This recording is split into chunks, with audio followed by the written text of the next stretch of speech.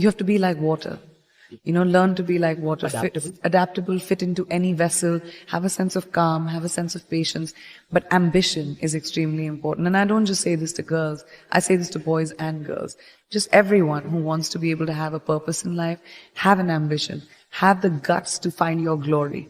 It's extremely important to have guts, to have conviction, to be able to say that, this is what I want and I want to achieve it.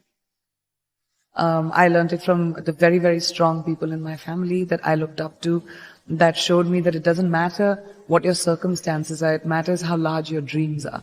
And I have really large dreams. There's something about knowledge. There's something about if you learn, even if you don't know something, if you have an ambition to be somewhere, if you prepare yourself, you have the ability to be better than everyone else. I like to be prepared for everything. Even if it's an interview, even if I'm going for a red carpet, even if something is trivial to someone.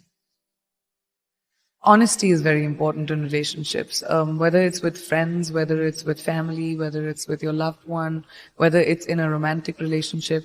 I think being real to what you really are feeling is very important. And a lot of people don't have the guts to do that because we are always pretending to be a certain way so that we can maintain a relationship. But I think the healthiest relationships happen when you have the ability to call out someone and say, well, that's not right, or I don't feel a certain way, and you're wrong, or you're right, and to be able to talk about it. It takes taking that cloak of being careful about your emotions off, but that's very important. I really feel like you are defined by, every time you're defined by what you do next, not what you left behind. There's no point of doing the same thing over again. I try not to do the same thing over again. You have to take risks. Risks are so important in evolution. Playing it safe, yeah, you can have an existence, but you'll never be someone who's a trailblazer. My dad was extremely sensitive, but he was also like my biggest champion. The one thing that I learned from him was the hustle. He always taught me that don't be afraid of the failure. What you do next after failure is what will define you. Everyone fails. It's going to happen to you. It's going to happen to me. It's going to happen to everyone. Instead of sitting on your hands and saying, I can't do it again, find the courage inside of you and saying, what can I do differently? How do you look back into your mistake and say, all right, that was a mistake. Great. Not doing that again. That's something I really learned from my dad. My parents never wanted me to have a what if in my life. What if I had done it? What if I had tried that? So they always supported me. They said, no matter what you do, whatever mistake you make, have the confidence to come and tell us. Because, even if you kill someone, my dad, I remember him telling me this, even if you kill someone, come and tell me, I'll help you find the body. I'll help you bury the body, but then I'll take you to the cops too. So you'll always have to have courage of conviction. We spend our entire lives trying to figure out who we really are, and then we change. And then we figure it out, and then we change again. And I think that's the most constant, right? I'm constantly changing, constantly evolving, and I'm hoping that everyone's still curious about me as I keep doing that.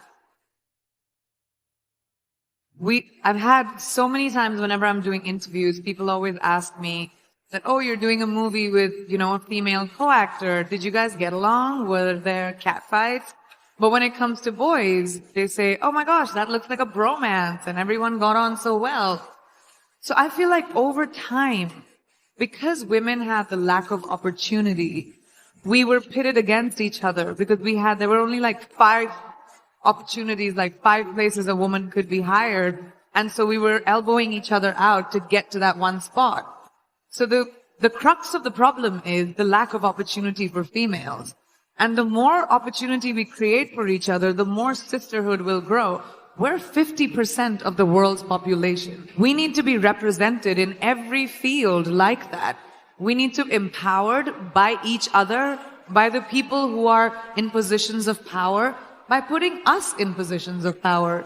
So I realized many, many years ago that the more I champion women in my own small way, maybe I'll be able to create a world around me at least, where, women run the show, because we kind of do it really well. We just aren't given the opportunity enough, Yes! When I was very young, I started working when I was 17 years old. And I remember my mother telling me this really young, that women should be financially independent. It doesn't matter who your father is, doesn't matter who your husband is going to be, it doesn't matter who your brother is, it doesn't matter who the man in your life is. You need to be responsible for your finances and be financially independent.